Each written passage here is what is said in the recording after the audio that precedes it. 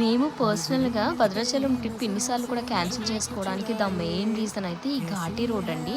So, ఎవరిని అడిగినా కూడా కొంచెం అప్ ఉంటుంది. కరెక్ట్‌గా గనుక బ్యాలెన్స్ చేయలేకపోతే కొంచెం వెనక్కి జారే ప్రమాదం ఉంటుంది అనైతే వార్న్ చేసేవారు. సో, పిల్లలతో రిస్క్ ఎందుకు అని మేమైతే ఎప్పుడు కూడా అలా వెనక్కి తగ్గిపోయేవారము. బట్ ఈసారి మా హస్బెండ్ అయితే లేదు, నేను మేనేజ్ చేస్తాను, స్లోగా వెళ్దాము అంటూ మేమైతే స్టార్ట్ అయ్యాము. బట్ రియల్ వ్యూ అంతా కూడా మారేడుమిల్లి స్టార్ట్ అయిన దగ్గర నుంచే చాలా బాగుంటుందండి. ఈ ఘాటీ రోడ్ కూడా చాలా బాగుంటుంది. ఎక్కడంటే అక్కడ మంకీస్ కనిపిస్తూ ఇలా ఉంటుంది.